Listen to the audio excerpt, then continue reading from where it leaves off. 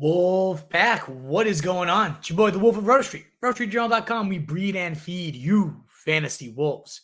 Here with your week 15 waiver wire. The fantasy playoffs are here, which means we got to load up and maximize these rosters to get us from the first round of the playoffs to the semifinals and all the way through the championship week. That changes up a little bit of why and how I've ranked my top 10 players, but I'm going back to that format that you guys know and love from the last few weeks. And we are going to get right into it, Wolfpack. There is tons to discuss with a lot of injuries this week heading into your fantasy playoffs. One of the most carnage-ridden years in terms of injuries I've ever seen in fantasy. So we're going to need some backup plans, and that will start at quarterback today. So a lot of people ultimately and unfortunately losing Justin Herbert and possibly CJ Stroud for their fantasy playoffs, or at least this first week. Who can you look at for backup plans? Well, first you got to check. And I know not in your league, he's not going to be out there. I understand. But maybe, just maybe,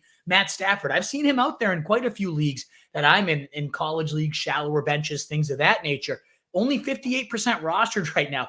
He is absolutely cooking, Matt Stafford. 3 straight games with 3+ touchdowns, 23 or more fantasy points. All of those have been QB8 or better performances. The TD luck, we talked about this all year. Positive regression was finally going to hit at some point, and it's hitting at the right time. And all of those juicy stats have come in bottom 2 matchups between Baltimore and Cleveland, 2 of the worst matchups for quarterbacks. And he's still, Matt Stafford, put up 23 or more fantasy points in back-to-back weeks. And now 3 straight weeks, he dominated the Arizona Cardinals as well with 4 touchdowns just 3 weeks ago. Now he gets Washington, an absolute joke. The second most points allowed to quarterbacks, most passing yards in the league allowed. This is a beautiful spot. Matt Stafford is a top 7 quarterback option that's still out there in around half of leagues. So wanted to shout him out first. If you need a quarterback replacement plan, he is absolutely far and away the number 1 option. But I understand most yet. Wolf, I'm in a competitive league. There's no chance he's been on the waiver wire for 10 straight weeks now. Well, maybe Jake Browning's still out there, only 27% rostered. We've now had 26 and 24 fantasy points in back-to-back games here for Browning, rushing touchdowns in back-to-back weeks as well. Most recently going 18 of 24 for 275 yards and 2 touchdowns, 1 pick, in addition to that rushing score we just mentioned. Jake Browning's playing legitimately good ball. He's 79.3% completion percentage through his first 3 games. That's the highest a quarterback has ever had in their first 3 starts since 1950. Insanity. Moreover, Brock Purdy and Browning are the only 2 quarterbacks to average right now 9 yards per attempt. It's a very similar scheme. He's doing a lot of the damage, dinking and dunking, and letting his weapons do it just like Brock Purdy, the quote-unquote MVP. We don't need to get into that debate. I love Purdy, so I won't go too deep into that. But we're seeing a lot of similarities between Browning just getting some elite weapons, the ball, letting them do their thing, and he is just absolutely killing it right now in fantasy. It has that feel of a stretch run hero. He's taking advantage of his first and maybe only moment. He's really securing the spotlight here with Minnesota, Pittsburgh, and Kansas City to close out the year. None of those are great matchups. In fact, they're all bottom half matchups, yet none of them are overly damning or too concerning. I mean, Pittsburgh's the hardest on paper matchup, and we just saw Bailey Zappi throw 3 touchdowns against them. So I'm not overly concerned here for Jake Browning's schedule. He is just absolutely getting it done right now. Now, if you miss out on Browning, he's already gone at this point. Well, Joe Flacco, only 8% rostered. Talk about playing some great ball in your first few starts. He now has 3 touchdowns this last week. He is the first Browns quarterback after this last game to have a 3-touchdown game, with all of those touchdowns going for 30 yards or more since 1980. Flacco's also 10-2 in the Browns stadium, just to note his dominance while he was with the Ravens there. He loves playing in Cleveland. He's got 17 and 21 fantasy points across his last 2 starts. In fact, he only has 1 less passing touchdown right now than Kenny Pickett, who has all year. He has 2 less touchdowns than Deshaun Watson, who had, 8 starts before him. So Flacco's killing it. He's unlocking a new dimension. And you got Cooper, Njoku, Eli Moore. The running backs are solid there. The line is one of the best he's ever played behind. This is a good environment. With Chicago, 13th most points allowed to QBs. Then Houston in week 16, the 7th most points allowed to the quarterback position. he's got two really good matchups to kick off your fantasy playoffs. Week 17, he does get the Jets, obviously not the most ideal spot. In fact, the fewest points allowed to signal callers, and yet maybe it's a revenge game narrative. Maybe he wants to go out there and kill it. I'd look for other options in week 17, but at minimum, these next 2 weeks, you got yourself a nice bridge holdover to maybe CJ Stroud getting healthy or whatever it is you need at your quarterback position. Now, if you need the Hail Mary of all Hail Marys, Wolf, even the 8% Joe Flacco is gone in my 2 QB league, and I just lost Justin Herbert. I actually don't hate it.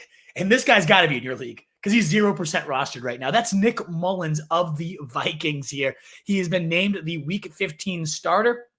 And I get it. It's Nick Mullins. You should not expect anything insane, but he has an NFL track record here. He's made 25 appearances, 18 of them being starts. And in those games, as a starter, he's averaged 16.5 fantasy points per game, which is, not great. But at this point, when you're digging through the absolute trash heap to find an option, 16, 17 fantasy points per game, that's not the end of the world. 64.4% completion percentage in his starts, 7.88 yards per attempt, 4,521 yard pace, 24 touchdowns to go with 20 interceptions. That is the ugly thing. He's a little bit careless when he's hurling the ball, but he does take his shots deep, and he now will be thrown to probably Justin Jefferson. He's day-to-day with that chest injury, and should Jefferson be back, you mix in Jordan Addison, TJ Hawkinson. That's a really good, solid passing attack that did average top 5 pass attempts per game. Especially with Kirk Cousins, they were number 1 in pass attempts per game as well. So Nick Mullins, the starter here, and you get Cincinnati, the 11th most points, and in particular, these last 5 weeks, even better matchup for quarterbacks. And then Detroit, who has been the best matchup for quarterbacks across the last month, 4th most points on the season. Green Bay in your fantasy finals there for Nick Mullins. Again, similar to Joe Flacco, maybe you find a better week 17 option, but you got to get there for it to even matter. And if everything else is gone at this point, I could see Nick Mullins actually being that bridge. But of course, I would go first Stafford, then Jake Browning, then Joe Flacco. In desperate times, call for desperate measures. Well, then Nick Mullins in your Superflex league might be that guy.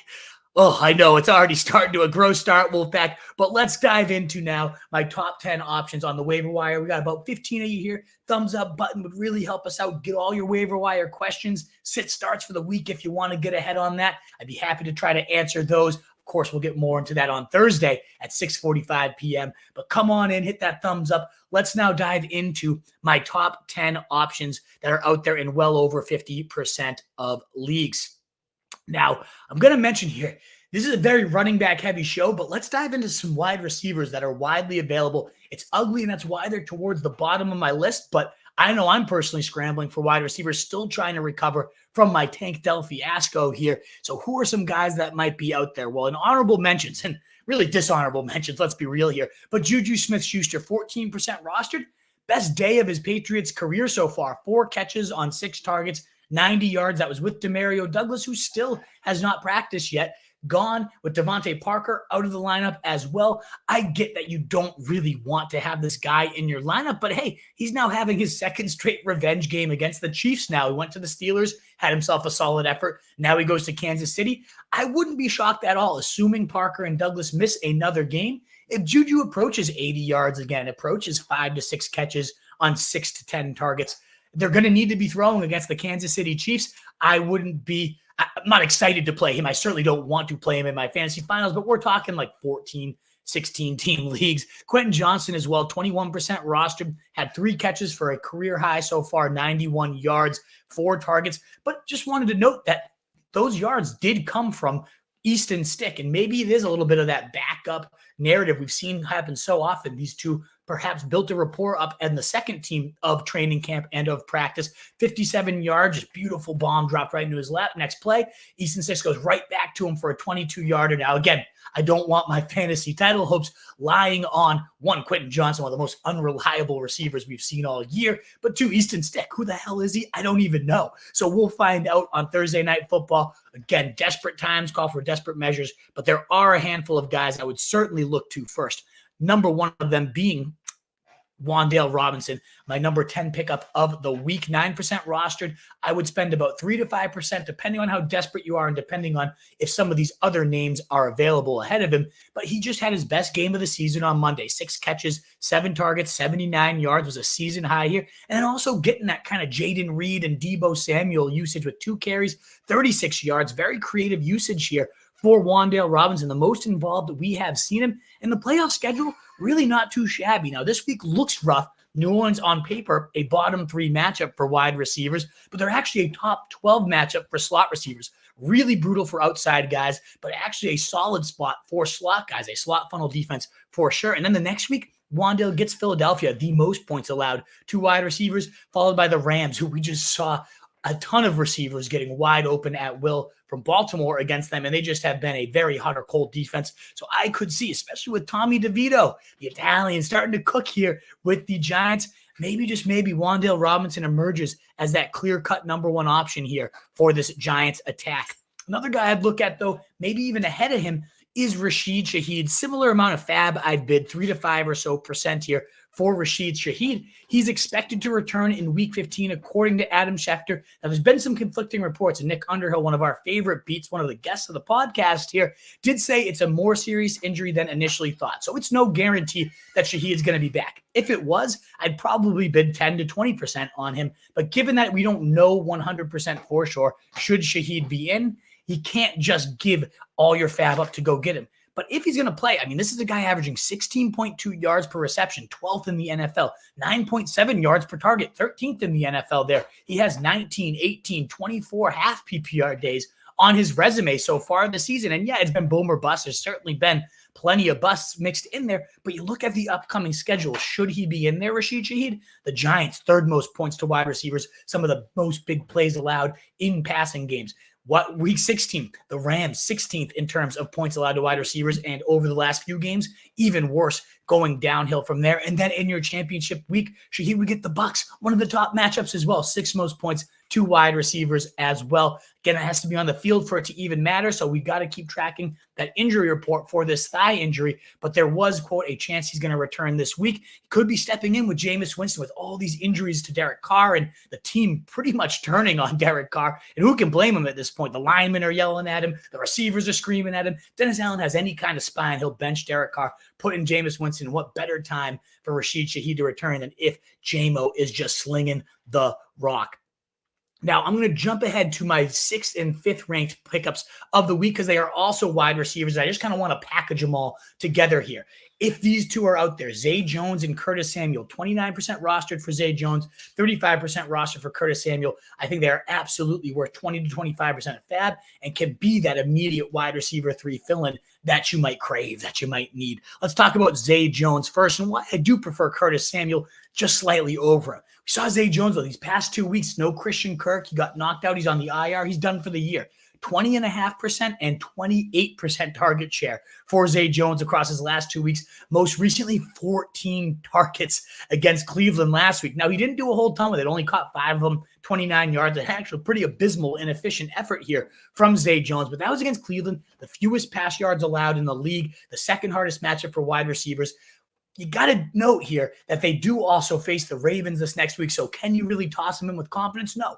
But a guy seeing 28% target share should never be on your waiver wire. And then you look at the fact that they get Tampa Bay, the 6th most points allowed to wide receivers in the next week, in week 16 here. And Zay Jones is a guy last year, 24.5, 27.5, 21.7, 34.9, 21.4. He had 5 games of 21 or more fantasy points last year. So we know there's a blow-up ceiling potential here. Finished as the wide receiver 26 last year in fantasy, and he's out there in 70% of leagues right now. So I think Zay Jones could be a potential answer to your wide receiver woes. Now, if you miss on him, or I'd actually rather have Curtis Samuel, 35% rostered. Definitely check for him. I know in your league he's never been available, right? But he actually got dropped in a lot of leagues last week due to his bye. And just last time out, he was yet again the top scoring wide receiver for Washington, continuing a trend that has happened in over half of their games that Samuel has played. He, in fact, averages more points per game when he makes it through a full game. He got ejected in a game. He got hurt in a couple others. But when he's played the full game, Curtis Samuel averages more points than Terry McLaurin on the season. Last time out, 4 catches, 65 yards on 4 targets. just barely got tackled at the 1 yard line. Could have been a monster day here for Curtis Samuel. The game before that, 12 targets, 9 catches, over 100 yards for him, a 19 fantasy point day in PPR, 36.4% targets per route run that week. And we had that stretch from weeks 4 to 6, 18.2, wide receiver 12, 18.5, wide receiver 14, 14.2, wide receiver 23. All of those were higher finishes than Terry McLaurin has all year. We saw Sam Howell just religiously pepper the slot when he had Josh Downs at North Carolina. It seems to be trending that way in the pro level as well, that he really likes to have those high percentage throws there. So Curtis Samuel, definitely a guy I'm looking at. The schedule, not too shabby. It's the Rams this coming up. Then he gets the Jets. Obviously a tough matchup in week 16, but San Fran in week 17 actually giving up the 12th most points to wide receivers. So 2 of those 3 matchups, really not bad at all here for Curtis Samuel down your stretch runs. 2 of them are top half of the league. So that wraps up some wide receiver plans for you. If you're still aching from Tank Dell or whatever you might need to plug in there, those are 4 names there with Wan'Dale Robinson, then Rashid Shaheed, then Zay Jones, and Curtis Samuel that I do really like. The honorable mentions, again, being Juju Smith-Schuster, Quentin Johnson, if you really have to dig deep and swallow some puke in that sense. Alrighty, now we'll backtrack to my 8 and 7 pickups of the week. These next few are going to actually have a common theme of handcuffs that are now stepping into bigger roles here. Zamir White being the first of them. Only 2% roster, so very, very much likely to be out there in your league. And Josh Jacobs going down with a quad injury. Now, no word yet on how serious it is, but given they play on Thursday, I would say it's a very, very big likelihood that Zamir White will be starting this game and likely to see some meaningful work, given that the Raiders are home favorites here, 3+ favorite points, depending on your sports book, even more potentially facing Easton Stick. Probably going to have a positive game flow for a Zamir White day. And that's really important because he is splitting this backfield with Amir Abdullah. When Jacobs left, it was a split scenario, and Abdullah actually played more snaps, given that they were playing from behind and throwing to the run. They were playing from behind, 0-0 game, but the script did call for passing by the time Jacobs was out of there. So Abdullah did ultimately play more snaps than Zamir White, but we saw throughout training camp, Zamir White was that number 1 back throughout. In the preseason, 13 carries, 43 yards, and a touchdown in week 1, then 11 touches, 1 catch, 49 yards in preseason week 2. He was the clear-cut featured back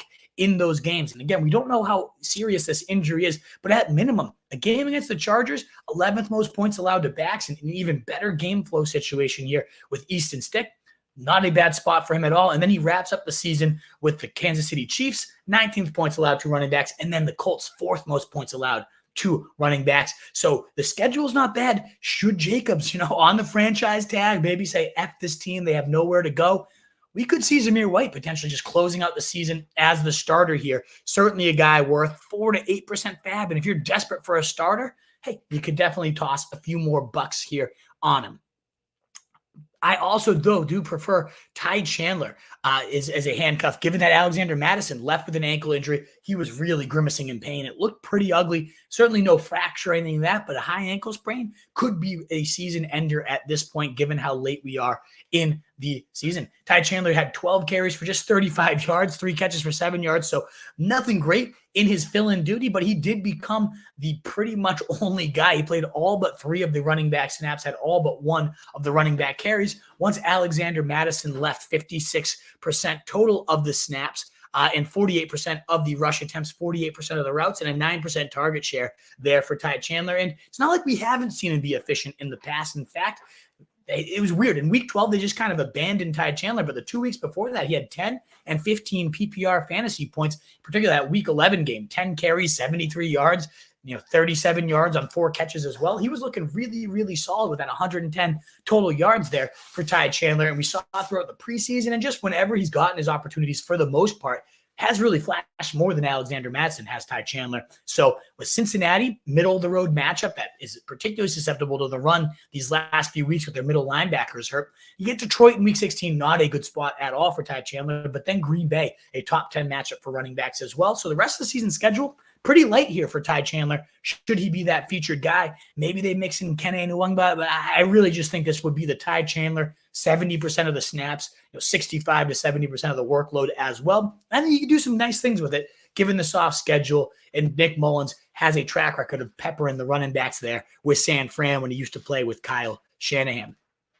But the running back I prefer, that's a handcuff now elevating his role, is Jerick McKinnon. You guys have heard me talk a lot about McKinnon. If you turn into our sit-start shows, was my sleeper of the week this last week and didn't come through with a huge day, but still got you over 13 fantasy points, was the running back 17 of the week with a touchdown there this last week. And I get that it was a pretty split backfield. Clyde Edwards-Helaire, 48% of snaps, 45% of the snaps going to Jerick McKinnon, but 40% of the routes. That's the big thing with McKinnon, and especially inside the 5 and short down and distance, 60% of those snaps going to Jerick McKinnon. He saw 7 red zone snaps compared to just 2 for Clyde Edwards-Helaire, and that's how Jerick McKinnon has made his money in the past, is these huge touchdown efforts. He's a great tackle breaker, really efficient with the ball in his hands as a pass catcher, and the Chiefs are reeling right now and need someone to step up. They typically like to preserve McKinnon for these late stretch runs, and they have nothing left here at this point, to no reason to keep him under wraps. And last season, right at this time last year, 32.4 points, 34.2 points, 12.8 points, and 22.6 points. So elite ceiling. Again, running back 19, and running back 7 to close out last season. And I get that we didn't get that quite this last week here, but it's happened in the past. And Jerick McKinnon certainly didn't look any worse for the wear with the groin injury. He was making some nice, nifty moves there, breaking tackles like he always does. So I wouldn't be shocked at all to see that role continue to get elevated. Clyde Edwards-Helaire looked like his usual garbage spag self. So I think Jerick McKinnon certainly, even if Pacheco comes back, could be seeing his role elevated. And certainly if Pacheco is missing any more time, there's no official word quite yet, so it's just pure speculation. But Andy Reid was saying we'll see if he's going to land on the injured reserve. Rap sheet then saying he's not expected to go on the injured reserve, but that he could not lift his shoulder throughout the week. That's a pretty ominous detail. It's the same shoulder he also injured earlier in the season. So ultimately, whether Pacheco's back or not, I expect the workload to be scaled back for him, and that means a elevation of Jerick McKinnon into this lead pass catching role where he has, again, I'll just say the numbers one more time: 32.4, 34.2, 12.8, and 22.6 fantasy points. Elite numbers. That upside does not typically exist on your waiver wire, certainly not this time of the year at minimum. And certainly one of the strategies of this time of year, block your opponents. You do not want to run into a 30-point McKinnon buzzsaw to knock you out of the playoffs. Whether you use him or not, you don't want to face it. And that's half the battle this time of the year, is making sure your opponents don't get these guys that can then go off on you. So those are just a handful. Again, Zamir White, Ty Chandler, Jerick McKinnon of running backs that are now stepping up into elevated roles with injuries potentially around them. But 30 of you here, Wolfpack, that thumbs up button as we wrap up our top 10 list would be so greatly appreciated to help us get out to more people. Keep peppering that mailbag with the questions you got. I'd love to answer them all momentarily, but please do again consider, if you like what you hear, that thumbs up button. Help us grow out and get out to more people. It's been awesome this season watching the growth on this channel. Now, one running back that did not need an injury, just needed a return and went right back to the running back 1 here in Chicago, was D'Onta Foreman. 39% roster, dropped by a lot of owners ahead of their bye week, and sees 56% of the snap, 42% of the rush attempts, 38% of the routes was really the more shocking development here. But when you also look at the rush attempts, 11 of the 15 running back carries, 73% went to D'Onta Foreman, walks right into the lead back role. And sure, we got a little sprinkling of Herbert here and Roschon there, but it was definitely the Foreman show. Those guys neither had more than 3 carries. So it was definitely Foreman. He has 50 yards there on 11 carries, also 22 yards on his 2 catches. He walked right into the lead back role here. And I get that it's always going to be fairly capped when you have Justin Fields, who scored the rushing touchdown, who had 12 carries compared to 11 for D'Onta Foreman. So it's not a guy that I'm going to blow everything to go get, but a lead back that's out there in 60% of leagues, I would spend 30 to 35% to go get him. And sure, the matchup's a little tough this week, but I think you got to have your eyes on next week, week 16, where the Bears get Arizona, the 3rd most points to running backs. They've been getting demolished as of late, too. 17, 19, and 35 points given up to 3 of the last 4 backs. The Steelers had a little bit of a mishap there in week 13, a missed opportunity to smash this abysmal Cardinals rush defense. I could definitely see that being one of those huge Foreman days, though we've already seen multiple 25-plus point days on the season, including a 30-pointer just a few weeks ago. I could see another one of those huge games coming from D'Onta Foreman. And similar to that Jerick McKinnon argument, I don't want to be on the receiving end of it. Whether I actually use Foreman or not, this is a guy I do not want to have to face in week 16 when he has Arizona lined up on the other side. Moving forward to my next highest owned pickup, or that I'd pay the most money for is Rico Dowdle, 10% rostered, 30 to 35%. So now we're getting to the range where this is handcuff territory. Though we talked about some handcuffs that have already started to see their value realized, but ultimately, if you don't need to start Zamir White, you don't need to start Ty Chandler, unlike McKinnon and Foreman, where I don't think those guys will absolutely wreck you if your opponent has to pick them up.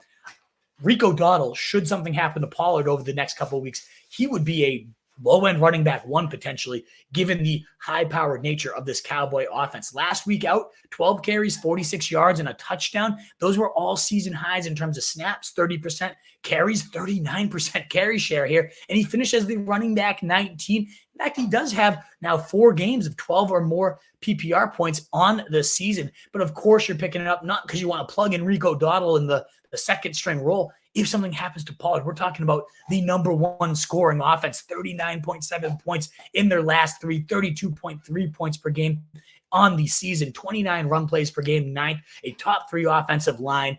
And Pollard right now is 5th in carries, 9th in targets, and that's just tons of opportunity should something happen to him. And Rico Dowdle's really flashed when he's been given the opportunity. In fact, his efficiency numbers are better than Tony Pollard on the season. The schedule, mediocre. Buffalo, 14th most points. Miami, 20th most points. And then Detroit in the championship, only the 27th most points allowed to running backs. So not a slam dunk schedule, but still in this offense, I don't think the schedule matters all that much. The touchdown opportunities are plentiful. So I think Rico Dowdle is a top 3 pickup to stash on your bench.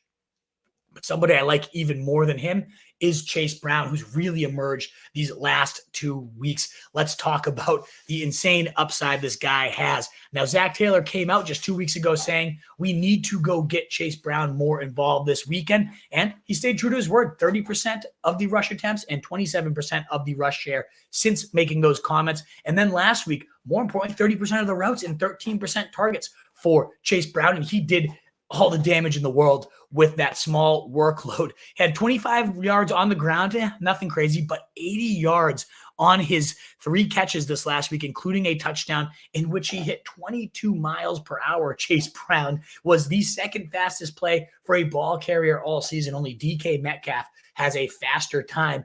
They've knocked out the insane Miami Dolphins of Devon Achane and Tyreek Hill just dominating the leaderboard. Well, Chase Brown has now jumped up to second. Now I get it. You're not going to pay all this FAAB just because you got a guy that's fast, but we're seeing playmaking ability for a guy whose role is getting elevated in offense that is really playing well despite losing Joe Burrow. So ultimately, this similar to Rico Dowdle seems like a handcuff with some very real, even more real benefits than what we have for Rico Dowdle, particularly if this receiving role continues to go up here for Chase Brown. And should something happen to Joe Mixon across these last couple games, I could really see Chase Brown going down and being a stretch run hero. He gets Minnesota, 28 points allowed to backs. Not great in week 15, but then Pittsburgh and Kansas City, 2 mediocre middle-of-the-road matchups, in particular Pittsburgh, a top 12 matchup for running backs in week 16. Should Joe Mixon miss any time, or if we just see this role continue to get elevated, we could be talking about a flex play there in your semifinals.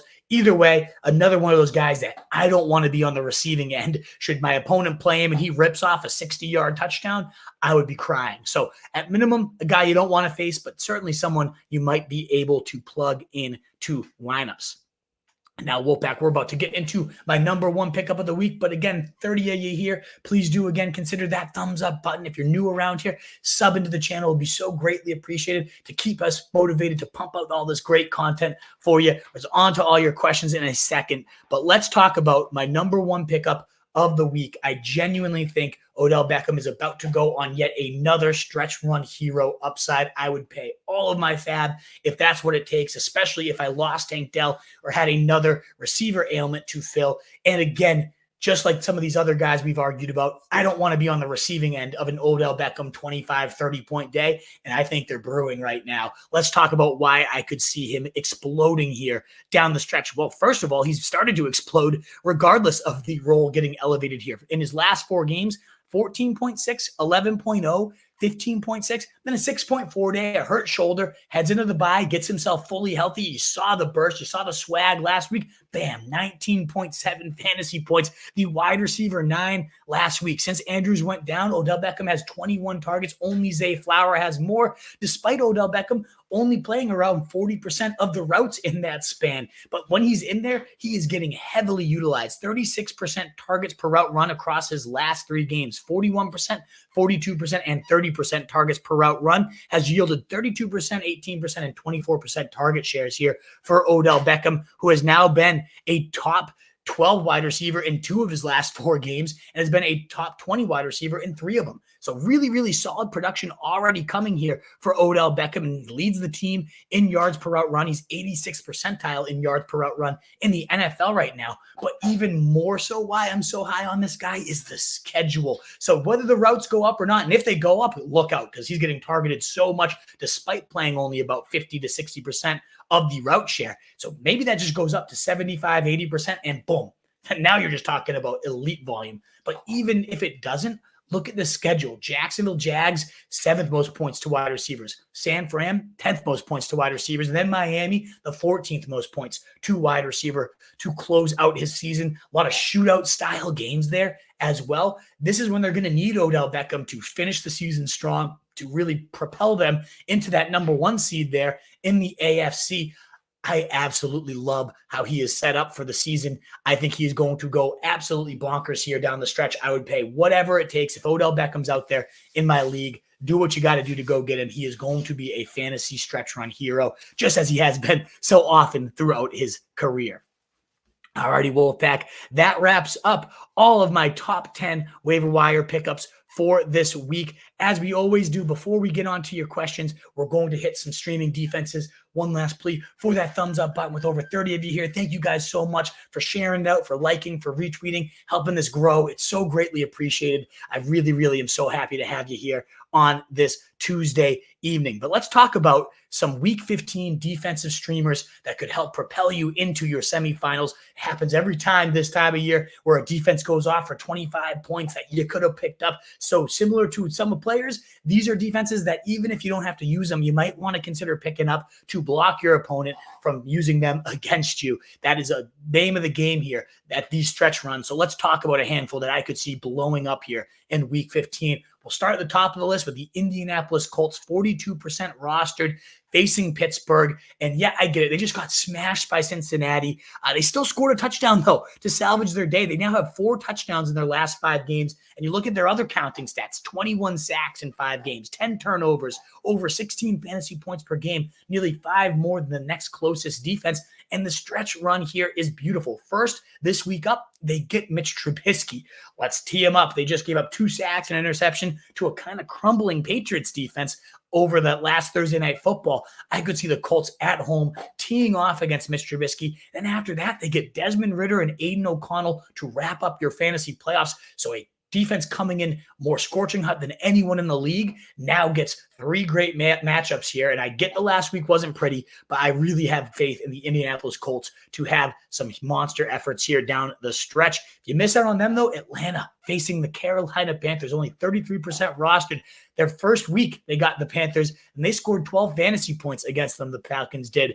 And they had 10 points allowed, 2 sacks, 3 turnovers in that effort. But now you look at the Panthers seemingly have only gotten worse since then. They've surrendered 4 or more sacks in 7 of their last 8 games, 3 or more in 8 straight. There's been a minimum of 7 fantasy points allowed for defenses since week 8, 21 points or more allowed in 3 of their last 7. So we've got a great floor, a high ceiling, and in Atlanta themselves, 12 and 17 points in 2 of their last 3 games here. They've been playing well as a unit themselves too. So I think against the Panthers this week, that the Falcons are a wonderful, wonderful stream. Now, both those teams are pretty highly owned, though. So if you miss on them, the Raiders defense, only 8% rostered. Despite their last 5 games, they've been a top 10 unit in 5 of the last 6, 13, 19, 8, 8, 0 against Kansas City, but then 12 points as well. All of those, again, in the top 10. And we talked about an Easton Stick coming to town. It's a low point total. They're the home favorites here. I think Max Crosby is going to feast upon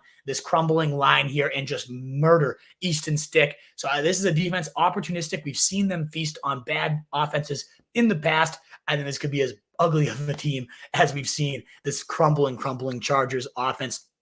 Last team I wanted to shout out is the Rams defense, more so because of this week's matchup plus the rest of season. I don't know how strongly I feel. I certainly like the Colts, Falcons, and Raiders much, much better as plays this weekend, and some long-term upside there to the Colts as well. Even the Falcons have a decent playoff schedule. But you look at what the Rams are lined up with here. First, Washington coming in week 15. They've given up 23, 16, and 12 fantasy points to the last 3 defenses they played. Second most sacks allowed on the year. It's just a Rams team that's really, really middling. They only have one game with 10 or more fantasy points. It was 10 on the dot here, and that was all the way back in week 6, really kind of hovering around 4 to 5 fantasy points per game with very minimal blowups, very minimal upside here. So that's why I'm not overly enthused here. But they do get New Orleans next week with maybe Jameis Winston turnover master, and then the Giants have given up the most points to defenses in your championship weeks as well. So maybe if the Rams can catch a little fire here against Washington, who has been a very generous defense, they snowball that into a couple more big efforts. Wouldn't shock the world here if the Rams have a nice playoff stretch run here. But I certainly would start with the Colts, Falcons, Raiders first for week 15 needs, and especially the Colts if you want a playoff for your entire defense. If you want a playoff whole overview of the defensive landscape, I would go back to last week's stream. I have a clip of it there of just the playoff defenses. The only thing that's really changed from them is Jake Browning has looked really, really solid. I mentioned the Chiefs are a great playoff defense because they get Browning in the championship week. Maybe that's not looking so pretty here. But ultimately, other than that, all of those defenses still look like they're in great spots. The Packers, the Texans, definitely some defenses you could look at for your playoff stretch runs. I would definitely go to the YouTube channel here and check that out if you're looking for what defenses to pair up. One strategy I recommended that I've done in my leagues, and I picked up the often dropped Eagles defense, who they get the Giants in week 16, and I paired them with the Cleveland Browns defense, who have a nice schedule, including the Jets over there in week 17. If you can make that pairing, oh, it's a beautiful one. But that wraps up our defensive chatter here, Wolfpack. Thank you again so much for being here. Let's dive on into all of your questions. How can the Wolf help you out? And as I do again, please do consider that thumbs up, those likes, those shares, those retweets to help us continue to grow. And then win. Please start to Keenan Allen, Deontay, or OBJ, add in Trey McBride to the flex. Whole team is just hurt. Well, hey, you're not doing too bad. These are not bad options at all. It's tough to sift through here because Keenan Allen's going to have to be playing with Easton Stick. That's never pretty, but I am a believer in playing your studs for the most part, and I am lower on Keenan Allen than I would have been. Certainly no longer ranked alongside the elite top 5, Stephon Diggses and A.J. Browns of the world, but still a top 20 wide receiver. He saw plenty of volume from Easton Stick when he came in.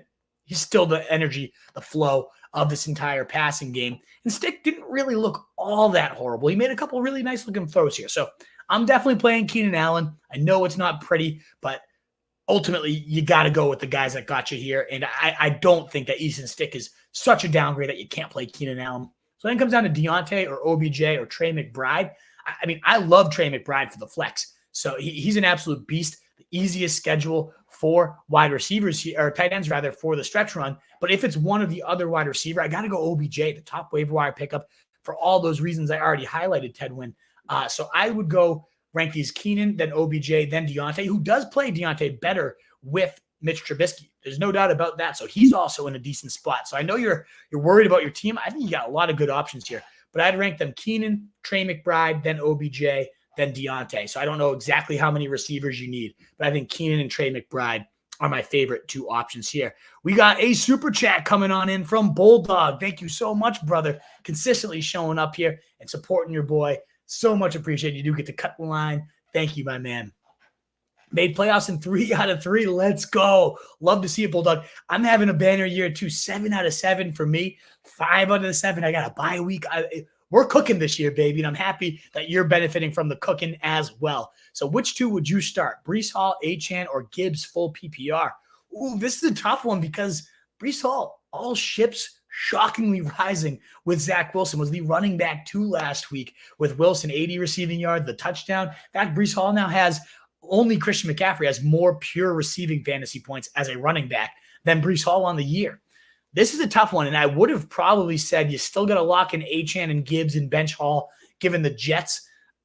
Man. But after last Monday Night Football, just last night, it was still the Raheem Mostert show. Achane kind of took the back seat here, and so I'm going to be adjusting my Week 15 rankings here. Is it enough to push Breece Hall over the edge? let me think on this one here, Bulldog, because you got Gibbs coming off a huge game there too. So explosive, so involved as a pass catcher. So how would I rank these guys? Love Achane's matchup. The Jets top matchup for running backs, a top 6 in terms of allowing receiving work to back. So I could see Achane ripping a big one off against them. Breece Hall against Miami, a tough matchup for running backs, especially over the last 6 weeks. I don't think they've given up a single double. I guess, Derrick Henry last week getting that touchdown ultimately went over double digits, but in half PPR, they hadn't allowed one in quite some time. Oh, man. You put me through the blender because these are all guys ranked in my top 12 right now. I do have a hard time sitting Breece Hall, though, after that huge game. So I'd probably rank him ahead of Achane. And then I think I go Gibbs as well. Denver, the most points allowed to backs. I know it's a little inflated from those monster efforts from Achane and Mostert in that week. Great options here, Bulldog.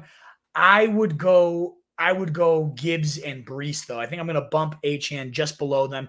And I know it's risky, given that, all but one time that he's made it through a full game. Achane's been a top 5 running back, and he's in a good matchup here, too. I really like all 3 of these guys. I wish you could get one in a flex here.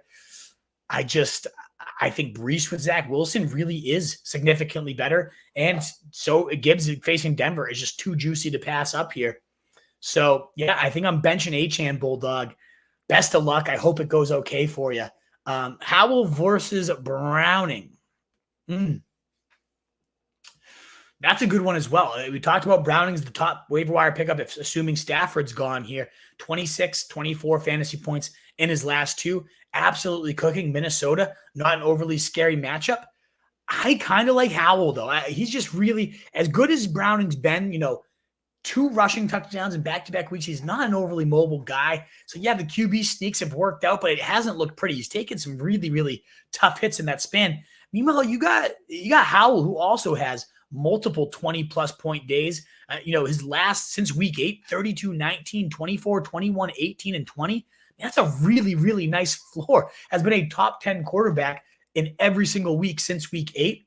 I'm probably just going to go with Howell, who's the one probably gotten you here. He's the guy that's led the troops here. The Raiders, we just saw Lamar Jackson absolutely destroy them, and they struggle with mobile quarterbacks. And obviously Howell's no Lamar Jackson, but he can move around the pocket. He can run. He can make people miss and extend plays.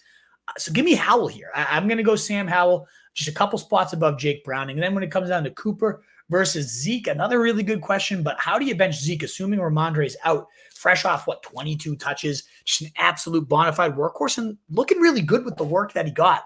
I was very impressed with how Zeke looked as a Pats fan. So I believe, especially in half PPR, where, yeah, Cooper could benefit from those 12 targets and Joe Flacco, and all that is helping him out, no doubt about it. Kansas City, middle-of-the-road matchup. I just love it. 27 points for Zeke was the running back 1 last week out. How do you bench that? I'm going to stick with Zeke there as a bona fide featured back. If I'm not mistaken, he had like 95% of the snaps. So yeah, give me Zeke, give me Howell, and give me Gibbs and Breece Hall just slightly over Achane. Bulldog, thank you so much for the generous super chat. I hope that helps you out. If you're here on Thursday, maybe we revisit and just make sure that's how we're feeling. But as of Tuesday, that's where your boy is leaning right now. David Campanelli, what's going on, brother? So fun to meet you this weekend. Such a great time. I hope you had fun too out here, Bruins, all that stuff. It was a great weekend for sure. I'm glad you're back to the stream here. We didn't scare you away after meeting us in person. I'm shocked. With Herbert done for the season, do you grab Flacco, Zappy, Ritter, or Wilson? I would go Flacco of this list, Campanelli. He's looked really solid. The playoff schedule is good up until week 17. So we shall see. But yeah, I like Flacco a lot. Let's go playoffs, baby. Indeed, Bulldog. Mr. Tunes, Flacco back. That's just kind of the formality here. They've already named him the starter. He's already said, I want to be in Cleveland. I don't know why they're effing around, because if another team signs him, then they're going to be screwed. But I think he wants to be in Cleveland. I don't think he's going to want to sign anywhere else. They've named him the rest of the season starter. So I don't know why they're effing around right now with that. But Flacco is going to be there. Any word on JT, says Mr. Denny Jennings. The latest I saw was they expect him to return this season, but probably not this one. Live and loving it. What's up, Link? I feel like I haven't seen you at a live stream in forever, man. Great to see you, brother. I know you catch the replays and everything, but live for the first time in the year, maybe. So good to see you over there in Australia. Love you, man. What's up, Omar? lost Herbert. So who do you prefer between Flacco or Mullins? Yeah, I talked about them both. I do prefer Flacco over Mullins. Just has looked really solid, 17 and 21 points in his last two. Good matchups, at least to kick off your fantasy playoffs over the next 2 weeks. I feel good about Flacco. He's got good weapons. This offense has been solid all year, even with subpar quarterback play, and he's looked good. He really has. And you're a Browns fan too, Omar, right? Fantasy is supposed to be fun. Go get your Browns, have some fun rooting for them. I think Flacco and them could make some real noise in the playoffs too. I'm excited. That AFC is wide open. They got the defense and the run game and Flacco's stability at QB. I'm excited for you and the Browns, man. Happy PR. Do I start Rashee Rice or Zay Flowers? I got to go Rashee Rice. 82% of the routes this last week. He's just been a monster. Over 30% target share, 30%, 36%, 28% in his last 3 games. He is the clear number one weapon here, besides maybe Kelsey. And honestly, he might be even the more ahead of him at this point. So I go Rashee Rice, and much as I love Zay Flowers too, Jose. I prefer Rice there. Stroud doesn't play for Dylan Adams. Goff or Stafford? I'm going Stafford this week. Again, top 8 quarterback in 3 straight, 23 in 3 straight, 3 or more touchdowns in 3 straight, and 2 of those were bottom 3 matchups. And now he gets Washington. Hell yeah. A beautiful spot for Stafford to continue this monstrous stretch run here. And then we got to pick one of Mixon, Pacheco, or Garrett Wilson in full PPR. Ooh. Tough to bench Mixon right now, the way he is running. It is a tough matchup against Minnesota. And you also got Garrett Wilson, though, 12 targets and 80 or more yards in 5 of his last 6 games with Zach Wilson at QB. Shockingly, again, all ships rising with Zach Wilson. I can't even believe those words come out of my mouth. It feels sick. It's not Pacheco. I'm worried about the shoulder. I don't even know if he's going to be a consideration anyways here. I do think Garrett Wilson's probably shockingly the safer play. But I have a hard time benching Mixon, even in a tough spot against Minnesota. Browning's targeted running backs on 30% of his throws so far, and Mixon's gone 30 and 22 points in his last 2 games here. I'm going to stick it out with Mixon here. I think it's a good bet for volume. I like all those options, but give me him is where I'm leaning. Oh, we do have 2 super chats coming in. First from Eduardo. Sorry to miss that one, Eduardo, at 746. For whatever reason, the $2 ones don't ultimately jump to the top. And I forgot to send it out for my man Campanelli to moderate. So you guys are being so generous now. I'll definitely try to keep a better watch here of the super chats. Eduardo, I hope you didn't leave here. I should have caught right to you here. So flex 2, Ferguson, McBride, Garrett Wilson, Swift, London, or Nico.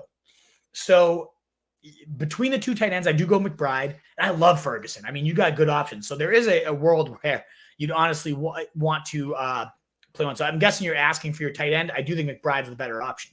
Now, in terms of the pure who do I put into my flex, I'm leaning Garrett Wilson. And it really depends on what the deal is with Nico Collins. Is he healthy? Is he ready to go? What's the status of the calf injury? And what's the status of CJ Stroud? So there's a lot of moving parts here. Assuming Stroud and Nico Collins are in, Eduardo, I'm playing him. I'm lighting him up like it's, we saw it, 190 yards and 9 catches his last full game without Tank Dell. And it's not a bad spot here, assuming CJ Stroud is in for Nico Collins. Tennessee, very, very generous to outside wide receivers, the second most points allowed to outside receivers. I think Nico Collins would go bananas. So he'd be my number 1 option if he's in, if CJ Stroud's in, if everything's looking okay. Both of those are big, big ifs. So as backup plans, I know Drake London's coming off that huge game.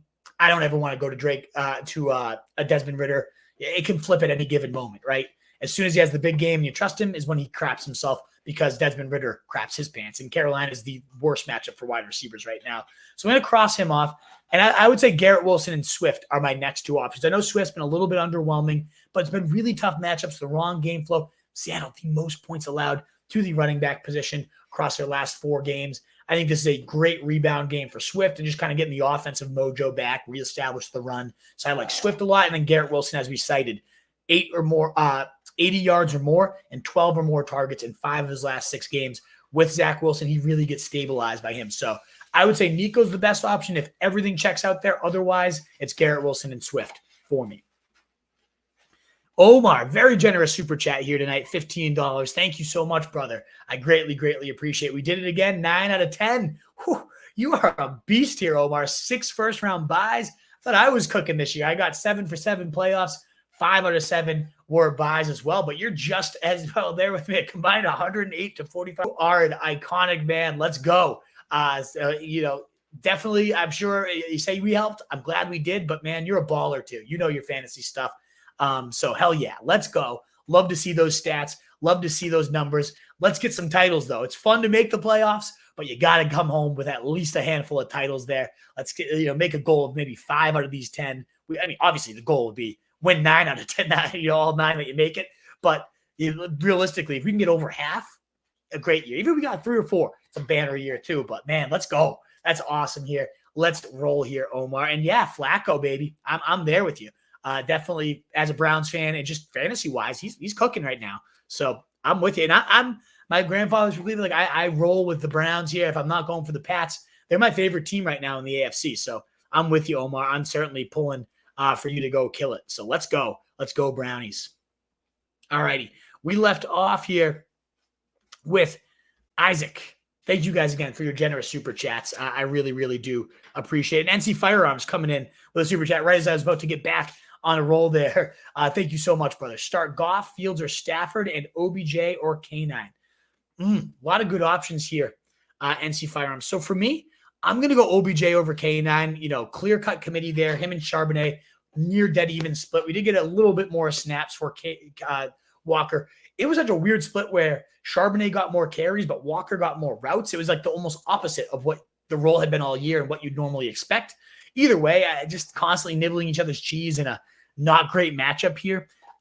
Philly, the bottom 3 matchup for running backs. So I'll go OBJ the way he's cooking right now. If you want more on him, NC Firearms, just definitely rewind. We talked about him as my number 1 pickup of the week. So you can dive into why there. But 19 points his last game, but only 50% of the routes. If that route share just goes up, gets Jacksonville, great spot this week. I love OBJ. I was plus 10 ECR on him last week, and I'm going to be again. And then in terms of the quarterbacks, you got some great options here. I'm going to cross off Jared Goff, despite a decent matchup there with Denver. And I'm going to limit this one to Justin Fields versus Matthew Stafford.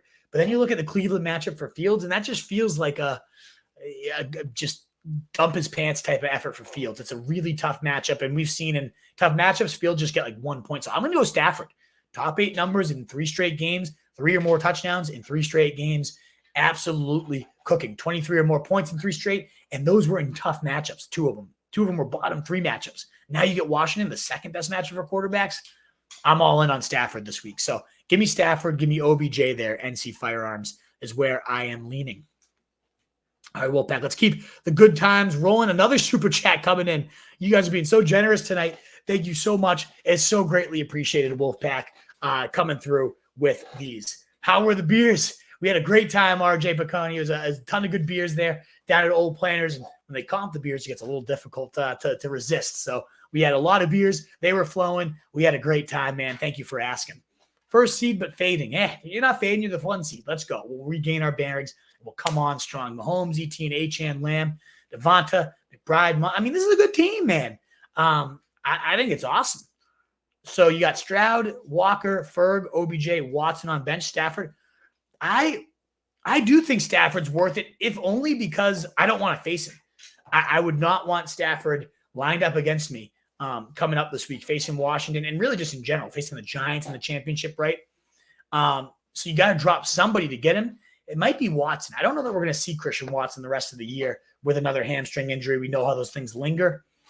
I at minimum, just to block my opponents, would drop somebody. I think I would drop Watson myself from your team. Watson or Ferguson, most likely, would be the drop here. I know it seems ridiculous when you already have Stroud and Mahomes to have a third quarterback, but again, part of the strategy this time of year is blocking your opponents from the players that could do the most damage to you, and Stafford's somebody that could tear out your insides right now. So yeah, I don't want that happening right there, RJ. So I would pick up Stafford for sure. Thank you so much for the super chat, man. And for all you guys, so generous. If you don't have the means to super chat, totally understand, but that thumbs up button is a free way to help your boy out, get out to more people, and all the new people in here. Let's go. Let's, consider subscribing to the channel. We'd love to have you. All right, Isaac, back to this. Palmer or Brown worth paying? Certainly not Palmer with no Herbert. I don't want him. Noah Brown, though, it depends. If Stroud's in, but Nico's out, yeah, I mean, I go all in on him. If it's Davis Mills, probably not. I don't want to mess with him. Fields or Stafford. Stafford for me. I love that Washington matchup. I don't like the Cleveland matchup myself. Josh Jacobs, would you prioritize Abdullah, Zamir White, or neither? I'd rather have Ty Chandler than either of them. But of the two guys, I would go Zamir White, given the game script is likely to be bleeding out the clock type of script, is what it looks like. Alrighty, next question here.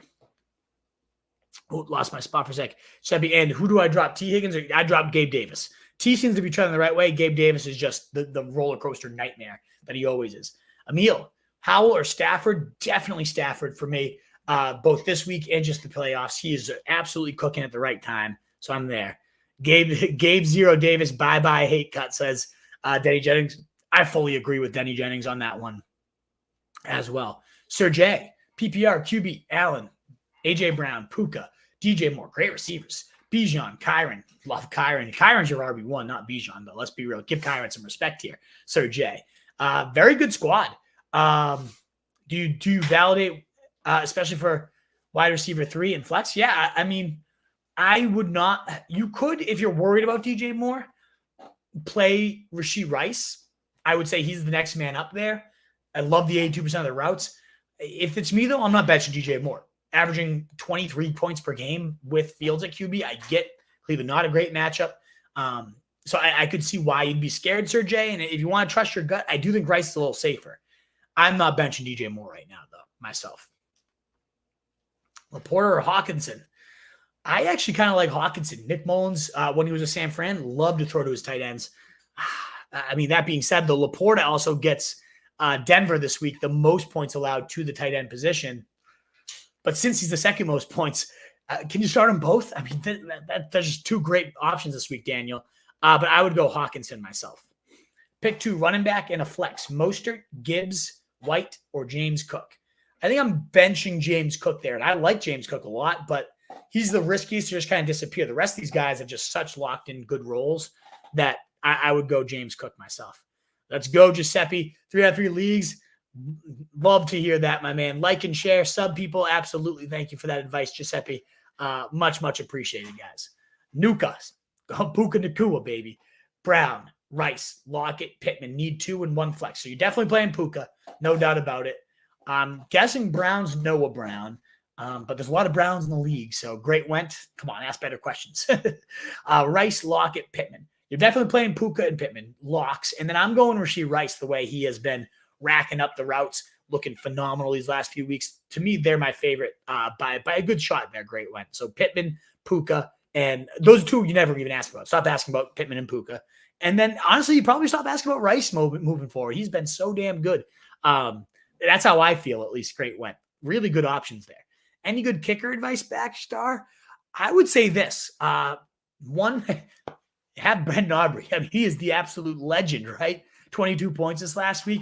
But if you don't have him, a guy that's out there in a lot of leagues that I just only see getting better and better, he's always ranked as a bottom 10, outside the top 10 kickers, is Dustin Hopkins. And the Browns offense only trending the right way. This guy has an absolute leg, and we saw 17, 22, 14. He's had some monster games, and they haven't really happened much lately, but I still love him. Joe Flacco as his QB, he's been the kicker 11 last couple of weeks. So if you're desperate for a kicker, I think you can do a lot worse than Dustin Hopkins. But I do have Younghoe Koo, Blake Grupe. There's definitely guys I have above him. Check out my kicker rankings at rotostreetjournal.com Backstar is what I would say. Full PPR for Campanelli. Do you drop Josh Downs, Charbonnet, likely Taysom, or Noah Brown for OBJ? So yes, I would. Now the question becomes who? Maybe Downs. He's kind of treading the wrong way, right?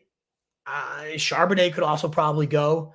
Obviously, if something happens to Walker, then Charbonnet's right back into a great role, but I don't think he's a must-hold.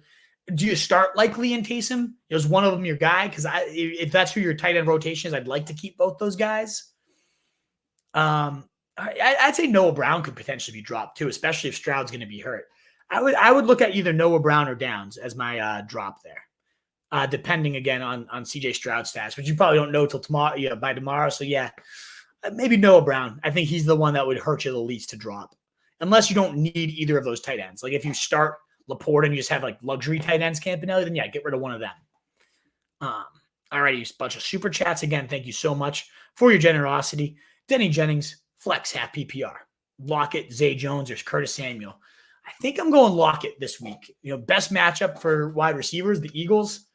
I'm rolling, as you know, Danny Jennings, your Eagles can't defend anybody at wide receivers. So not to rub your face in that, but it's rough. 10-team, half PPR. Pick 2 running backs in a flex. Monty, Mixon, James Cook, Moss, D. Adams. For the running backs, I'm going to go Mixon, and I'm going to go Monty. Denver's a great spot for Monty. Feels like a Monty game. And for the flex, I think I'm going to go Devontae. That Chargers defense is abysmal. And yeah, I think you play Adams over JJ. Exactly what you say here, Lucio. And then that way you get a chance to see like what happens with JJ. Because if he doesn't play, then yeah, you got great running back options you can toss in there too. Stafford or Fields rest a season. Ooh, okay. So that's a different question there, Brian. I know week 15 I prefer Stafford. You got Fields getting Arizona and Atlanta. Those are pretty good spots there for him. So probably Fields ultimately just higher upside with those leg points. I really like them both, though. Particularly, you get Stafford. If you don't have to use him this week, that's where you really want him against Washington. But he also gets the Giants in the championship. So he's in a great spot, too. But I do think Fields just a little bit higher for me, Brian Yang. Backstar asking for a defense for week 16 and 17. So I did a whole stream on this. I would say go check out that video. It's about a 5 to 6 minute clip there, Backstar, about all the analysis. But I do like the Colts a lot. I do like the Chiefs, but they do now. Jake Browning's trying the right way. I love Eagles-Browns pairing, if you can pull that up. But I have a whole video on that. I mean, the Packers get the Panthers. So there's a lot of analysis that went into that video. So if you want a really good in-depth answer, but the Colts are kind of like the cheat code defense for every single week of the playoffs. But there is some good insight in that one. So I would go Backstar and check for that playoff defense week video. Pick 2, Ayuk, Puka, Olave, Nico, if he plays, says Sad J. Cutler. 100% Puka and 100% Ayuk. I guess if Nico plays, we could revisit the Sad J. Cutler. If Nico and Stroud are in, I really do love them both. But to me, Ayuk and Puka are very, very easy plays here. Jacobs limited. Yeah, so limited. It's quad injury. So if he's limited, then maybe Zamir not quite as intriguing this week. But it is a short week, like you point out in your next comment. Need a defense. I have Jacksonville. I do like Chicago. They're trending the right way. And I didn't talk about them in the week 16, 17, but the last few have really stepped it up since trading for Montez Sweat. I'd go Chicago, actually, here, William, just because Los Angeles has been so mediocre. So, yeah, that's where I lean. All right, well, that wraps up all the questions. So, one last time, that thumbs up on your way out to help this video get out to more people. Like, shares, retweets. Also greatly appreciate a lot of new names there towards the end of here. Would love to have you sub, continue to grow that Wolfpack as we try to climb to 4K. I'll be live next on Thursday, 6:45, kicking off that Thursday night football game between the Raiders and the Chargers. So I'll answer all your sit starts then. In a world of fantasy sheep, guys, be the wolf. Best of luck on all your waiver wires. Check out rotostreetjournal.com for all our content. Check out app.rotobot.ai. Would love to get more and more people test driving that to help us out. So if I help you out, please do consider checking that out to give us some feedback. Thank you guys again. So many generous super chats for you guys. Thumbs up, all that good stuff on the way out. Go Purdy, and see you later, guys.